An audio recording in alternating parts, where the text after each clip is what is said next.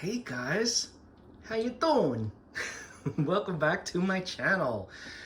Alrighty, well, my water culture videos have still been pretty popular here on good old YouTube. Lots of questions, which is great. I love it because it's such an easy way to grow a lot of different plant types. So I figured let me do a new video. Let me show you some oldies but goodies and some new ones for you guys that have been in water culture for a while, but you probably haven't seen them. So we're gonna start with the succulents because I have succulents, I have aroids, and I have epiphytes and all kinds of things. So let's start with the first one. If you guys have been following along, this is an aloe hybrid. I do not know the actual hybrid it is. It did not come with a name, but I really liked how it looked in the picture when I ordered it online, and I put it in water culture from day one. So I think it started out with 2 growth points and now there's a third. The reason why the leaves are so dehydrated is because when I pulled this off the shelf just now, it was completely bone dry. There was no water in here at all. And I don't know how long it's been since there's been water in there. Bad plant parent, bad Paul. So anyway, I filled it up. This will be fine. They don't mind a wet dry cycle like that. Succulents kind of thrive on that. I guess it's like the dry season, the rainy season sort of thing. And I tend to let a lot of my succulents in water culture dry up to the bottom before I refill. I've noticed that they have these growth spurts when you do that. Maybe like when it's been, when they're in their arid season, they kind of go dormant a little bit. And then when the rainy season comes, they start to grow really, really quickly because they don't know when the next water is going to come. So that's what I'm thinking. I could be completely wrong, but I let them dry out at least a little bit. So this is in a north-facing window, not getting any direct sunlight at all. And it usually is fine unless I let it dry out like I did too much. But it's going to bounce back. Like I said, it's going to be fine. I don't give a lot of feed to my succulents, but when I do, I will give the Better Grow Orchid Plus, I believe it is. All of the items that I use are in the link that's included in the description of this video. Feel free to browse Amazon to get yourself some of the same stuff if you want. Yeah, because everyone's always been asking me, what do you feed? What do you do? What do you use for this? And I'm like, here, let me just give you a link to everything and you guys can go crazy. So that is the first one. The next succulent we have is my favorite succulent of all time. My favorite genus of succulents, let's put it that way. It's Graptopetalum, the ghost plant. These guys I love. They grow fast, they're really pretty. I love the blue-gray coloring when they're not in direct sun. They get a purplish hue when they're in sun, full sun normally, and there are other cultivars that they even enhance that purple, which we'll get to in a minute. But Graptopetalum, very, very easy. They do great in water. Look at those roots. They just go crazy. And I have so many different of this exact plant because I've taken so many cuttings. I have some in Kokedama, some in water culture, some in acrylic yarn. I think, do I have a I have semi-hydro as well in Leca or Lava Rock.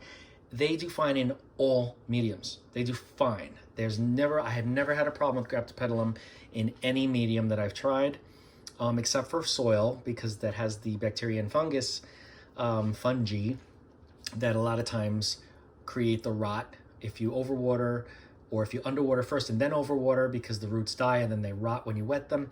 Anyway, lots of issues with soil. That's why I don't like soil. But water culture, acrylic yarn, semi-hydro, they love it. Love it, love it, love it.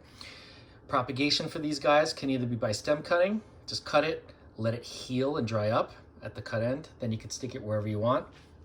I mean, like whatever potting medium you want to use. Oh boy, it's late. Okay, and you can also propagate by leaf cuttings. So just take off a leaf, make sure you don't break the leaf. It has to come off pretty much whole, and then it'll get some roots and a growth point in no time. Cool, right? I love Graptopetalum. This one is, I don't know if I told you, it's about 2 to 3 feet away from a south-facing window, but it's not getting any direct light at all, and that's why it's curving now this way. It was going that direction towards the window. This was going to tip over, so now I turned it around, and now it's heading towards the window in this direction. Totally fine, I don't mind. If you don't like leggy succulents like this, totally chop and prop. You can even cut this into sections and propagate each section. There's just so many things you could do with these guys. They're also great outdoors in full sun areas. Around here in New York, a lot of times in the middle of the summer, it's very, very dry, almost like drought conditions. So these guys do perfectly well. I pretty much use not 100% succulents in my planters outside, but I'd say 90% are succulent type plants that do fine without water. Anyway, Graptopedilum paraguayense, the ghost plant. Sticking with succulents and with Graptopedilum, here's another cultivar. This is Graptopedilum Purple Delight. This guy is showing beautiful colors because it is under a grow light, and it has grown tall enough that now it's really close to the grow light, and you can see that beautiful purple color, as the name suggests, the Purple Delight. And it's loving life in water. It's been in water culture ever since I got it not I'll say a long time ago, but quite a while back. You can see there's a lot of aerial roots now that are growing because of the humidity from the water that's in there. And the water is disgusting with a lot of algae. I need to clean this out. You can even see aerial roots there on the stem because it has been slowly declining in water. So it's time to clean it out and fill it up. But this plant loves water culture. I haven't given this any feed, I don't believe, at all. So look at that. No feed, and it's beauty. It's beautiful. So that is a Graptopedilum Purple Delight. Again, stem cuttings, leaf cuttings, propagate anything you want to do. It will work. This here, if you guys have been following, this is, I did a video on this before, maybe a couple of videos. This is an intergeneric hybrid of Graptopedilum. It's Graptosedum, so it's Graptopedilum crossed with a sedum plant. And I'm not sure what sedum variety this was crossed with, what the Graptopedilum was crossed with, but whatever sedum it is, it's a slow grower because this hasn't grown very much, and it's in the same conditions as the Graptopedilum. You can even see the roots went nuts. Look at that beautiful root system here. And the water's remarkably clean for some reason. I'm not sure why, but anyway. So yeah, this guy doesn't grow very fast, but it is healthy. It's got nice coloring to it. It's in a south-facing window where it gets direct sun for a good part of the day, which a lot of succulents love. And I don't really give any feed to this as well. But the plain Graptopedilum paraguayense, the ghost plant, you could see the difference in the growth, how much growth was with that plant in the same conditions than with this plant. So I have a feeling it has to do with the hybridization, whatever the sedum portion of genetics is. Anyway, so yeah, that's that. It's been in water culture for a while. Beautiful roots. Moving on. I think we have 2 more succulents to go before we move to another plant type. Okay, this is, let me move this into the light so you can see. Really pretty. This is a Kalanchoe. I think this is called, is it purple scallops? Kalanchoe, I can't pronounce the species name. It's Foea something. But this one was another one that I had forgotten about. It was completely dry. I just filled it up with water before the video. So the roots are pretty desiccated. They're just filling up with water now. It was starting to digest its own leaves, the older leaves, as you could see. But the growth point and the newer leaves are all healthy and beautiful. And it's got nice color. It would be more of a purplish color, purplish pink, if this was in direct sun. This is, again, about 2 to 3 feet away from the south-facing window, no direct sun at all, but bright ambient light. Really, really cool. Kalanchoe are interesting because you can, obviously, just like the other succulents, you can propagate them by stem cuttings, by leaf cuttings, but also the leaf margins. If you take a leaf and break this off like Mother of Thousands, you can lay it on the soil, and between each tooth has the potential to grow a new little plantlet, like the Mother of Thousands that people tend to hate because they're kind of invasive and they get into everything. But these guys don't do that. Only if you sever the leaf and then leave it somewhere will it start to grow the babies. But yeah, a very, very easy plant. This one I could probably give some feed to because it is a fast grower, and Kalanchoe seem to do better when I've given them some fertilizer. This one hasn't had any lately, so I probably will do that once I clean the water and once the roots are in a better position to absorb some nutrients. But Kalanchoe, water culture, loves it. Moving on. All right, we have Golden Sedum, okay? Now this was on clearance because it was completely dehydrated. All three of these plants, these are 3 plants, looked worse than this leaf. See this leaf, how dehydrated it is? They looked worse than that. And I stuck them in water. And the old roots I kept on just in case. There's a mealybug in there. I don't know if you could see it right in there. This isn't a mealybug here. This is just a scar. Because when I rub it, you can see it stays on. Just a scar. But yeah, there is one mealybug in there. I'm going to spray it after this video. So yeah, these guys are not in any kind of light at all. And that's why their new growth is green. Being Golden Sedum, it would be like an orangish yellow color. You can see some of the older leaves are starting to turn even reddish, but they were more of an orange color when I got it, but very severely dehydrated. Sedum, look at those roots. See the new roots? The lighter colored roots are the new. You can see how many roots it's grown since I put this in water. And there's plenty of algae. Yum. I'm gonna have to clean this one out as well.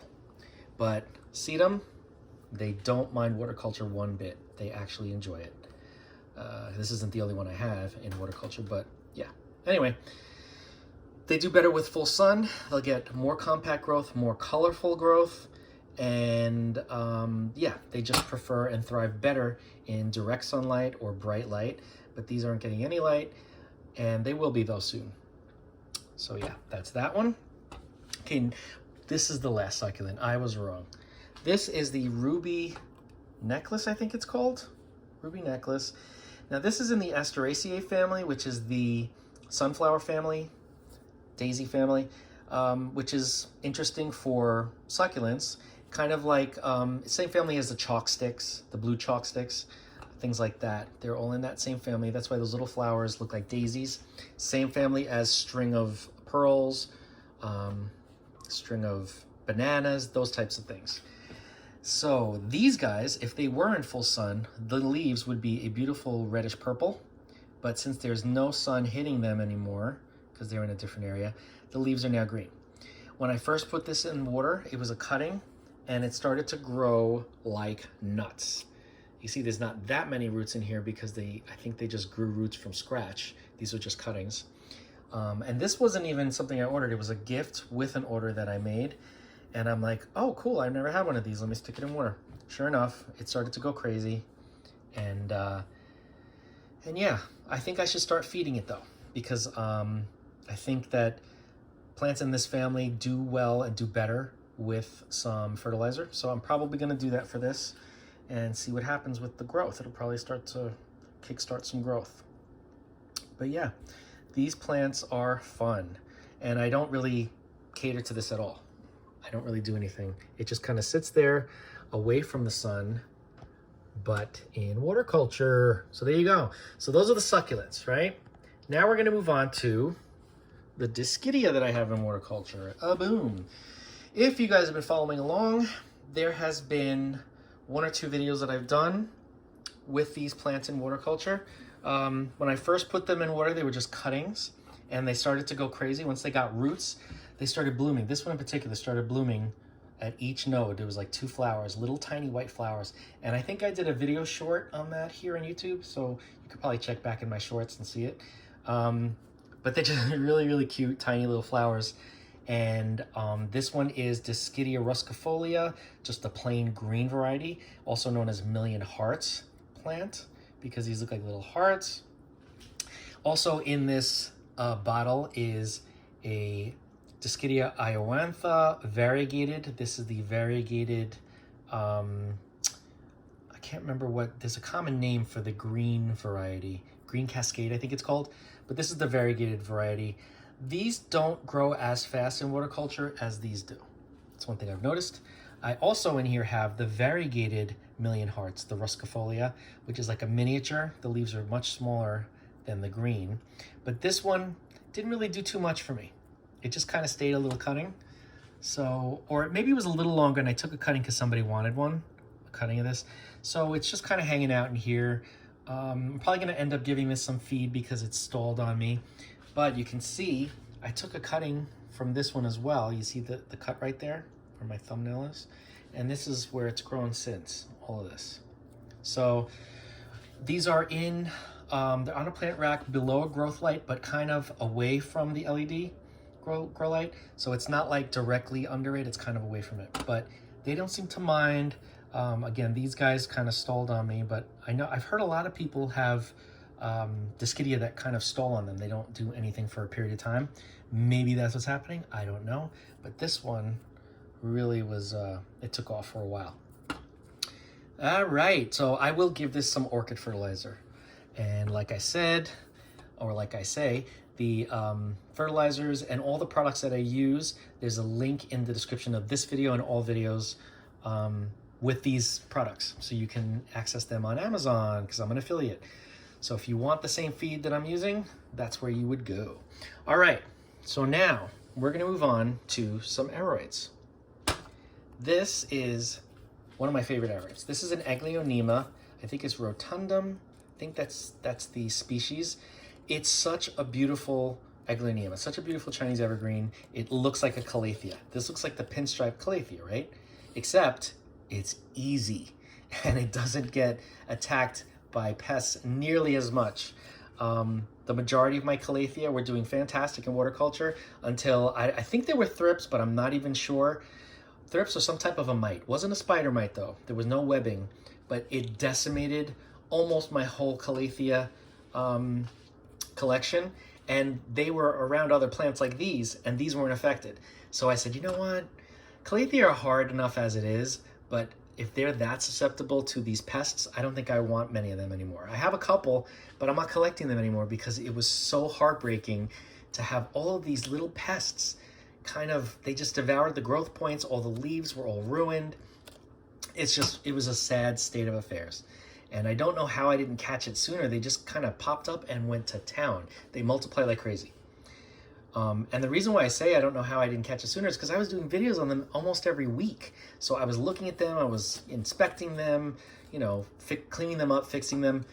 And all of a sudden, boom, they're attacked and they were murdered. It was horrible, horrible, horrible.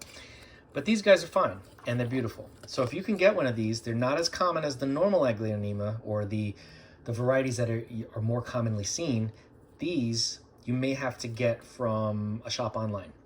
I happened to find this in a store, a local store, and I said, "What is that? Is that a calathea?" I thought it was a calathea, but I said, "No, the leaves are different. They're thicker. They're not as thin." And then I looked a little further down and I saw the stem, and I'm like, "Oh, that's a Chinese evergreen."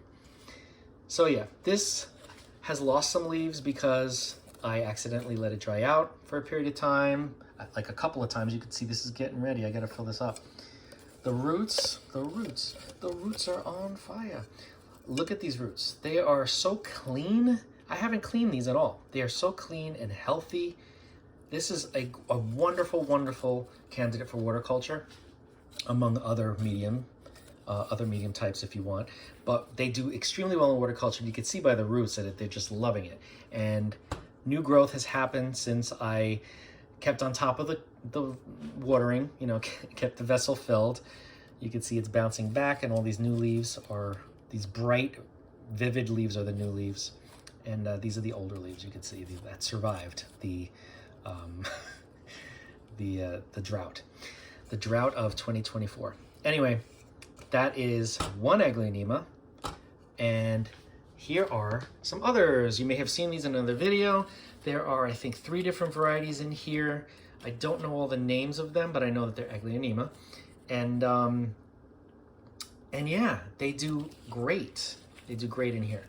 I had to chop off some of the old roots because they started to rot after they had dried, because again, I forgot to keep these watered.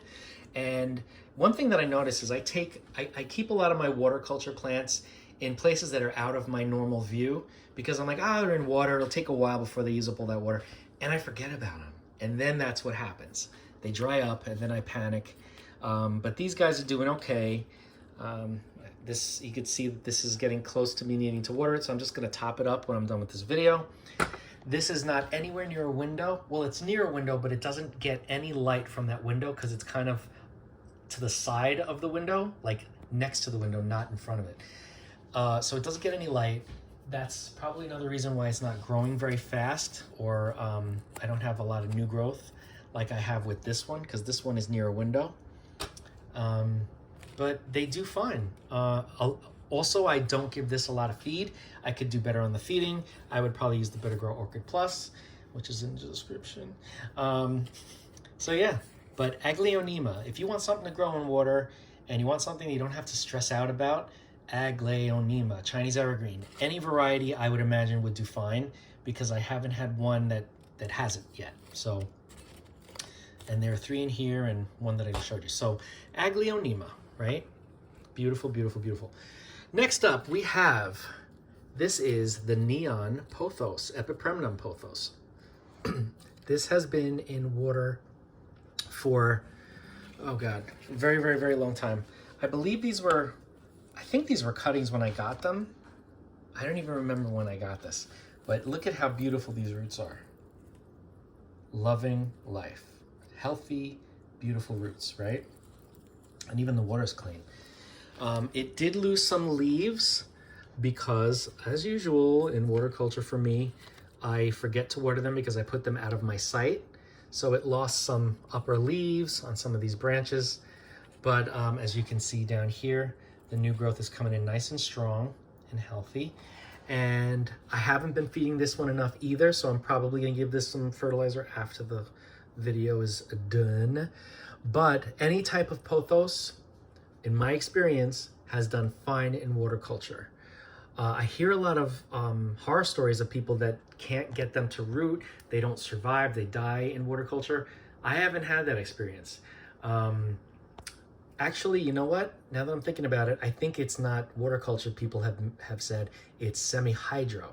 If you're just sticking cuttings in semi-hydro without any roots from an epipremnum, you may have some problems. Stick them in water first to get a little root system going, and then you can put them in your leca or lava or whatever pond you're using. But I think that's what it is. Don't stick your cuttings directly in semi-hydro. I would get some roots first. Water culture, they do absolutely fine for me. So that is that one. This one is, I'd say maybe 10 or 12 feet away from a south-facing window, so absolutely no direct light of any type, which could also be part of the reason why it's a little scraggly, but it's been there for a very long time, so I'm not gonna move it now. I just gotta make sure I keep on top of the watering because, like I said, horticulture plants are always out of my area. Over here, we have a Syngonium. Ba-dum-bum-bum-bum. You may have seen this in an old video, I cannot remember, but this is the Three Kings, also known as the Jade Syngonium. And this one went through some trials and tribulations, again with my watering issues, because again, I keep this away from my normal area. A lot of the upper roots died and the lower roots stayed. But now that I've been keeping on top of the watering, we've got lots of new leaves coming out. We've got 1, 2, and then this one is going to, I'm sorry for the blurriness. Let me try this again. There we go. This is the next leaf that's coming out. I'm excited to see what the variegation looks like. But yeah, just a very pretty variegated Syngonium. I highly recommend it. This one is obviously very leggy. It has grown quite a bit since I first got it. And technically what I could do is I could cut here, let's say, and then with these aerial roots, put this part in the water and let it root up. And then I'll have 2 growth points coming out of this vessel. And then the bottom portion will start to grow a new offshoot at one of the nodes, which I've done many times with some of my other Syngonium. But I kind of like this looking like a little tree. Look at that. I kind of enjoying that. That one is about 2 to 3 feet away from a north-facing window, so it's really not getting much light, especially because it's a north-facing window and away from it. So sorry for the blurriness. My focus isn't working for some reason. There we go. So yeah, more light, not direct sun, but more light would, and more feed would probably do that plant really a service. So I'm gonna have to keep on top of it. But it's bouncing back from the drought of 24. So, so there you have it. Last but not least, ta-da! One of my favorite plants in the world. This is the Tradescantia pallida, which was previously known as a Secretia. Pelita. This is the Purple Heart. And you could see the difference if you saw one of my last videos where I was planting some cuttings of a Pelita Blue Sioux.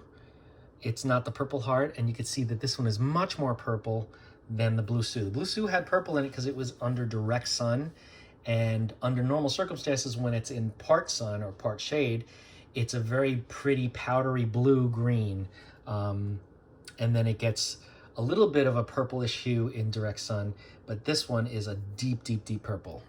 It's just really cool. And this gets afternoon sun.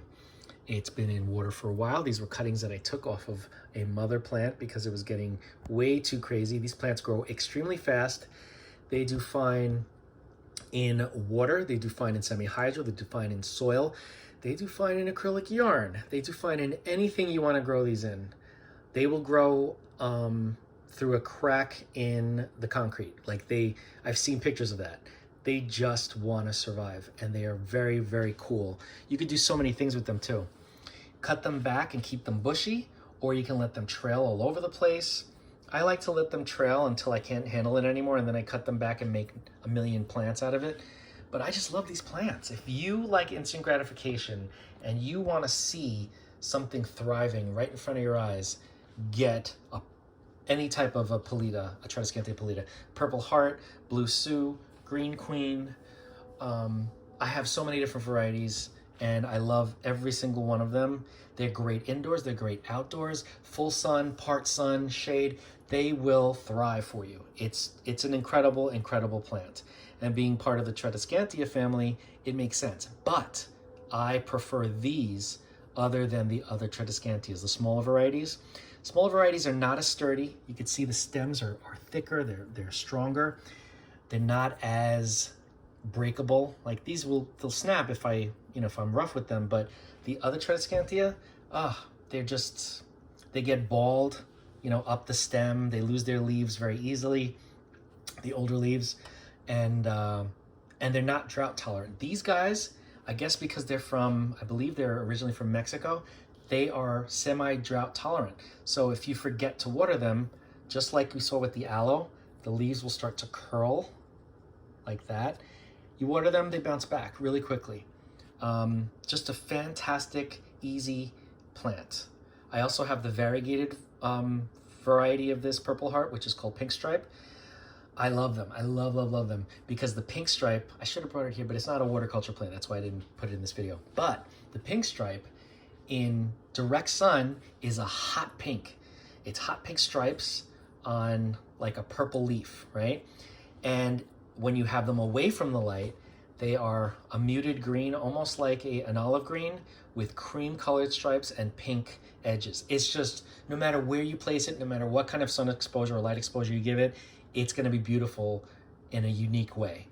I just think it's very, very cool. So if you want an easy plant, actually any of these are easy in water culture, obviously, or I wouldn't be doing a video on them, but this is probably the easiest plant, and you can keep it in water forever. You can keep it for like a decade or more. They just don't care. They don't care at all. And they're not heavy feeders. I have plants I've never fed, and they've done nothing but grow, and I've cut them and propagated them. Of course, they will do better if you feed them. They may grow a little bit too fast for your liking, and then you're gonna have to keep on top of pruning them if they're you'll be tripping all over them. Let's leave it at that. Anyway, beautiful, awesome plant. I highly recommend this one, indoors and out. Filler, spiller, in your combination planters. Excuse me. Fantastic. Anyway, that is the end of this video. We've reached the end. If you have any questions about any of the plants you see here in water culture, please don't hesitate to reach out, leave a message. I answer every single comment or question that I'm aware of. Sometimes I don't get notified, so if I don't respond, it's only because I didn't get notified and I'd have to go searching to find it. But normally I get notified and I will respond right away. And if you want to get started in water culture because you haven't grown any plants in water, I recommend it. If you want to be able to travel and you want to be able to not have to have somebody come over to water your plants if you're not going to be around, as long as you have a big enough vessel and you don't leave it for weeks at a time like I did, you'll be fine. But it's a very, very easy way to grow all kinds of plants, as you can see, from succulents to aroids. Yeah. So don't forget to like, comment, share, and subscribe. Hit that bell if you want to be notified anytime I upload a video. And I will see you in the next video. Thanks for watching, guys.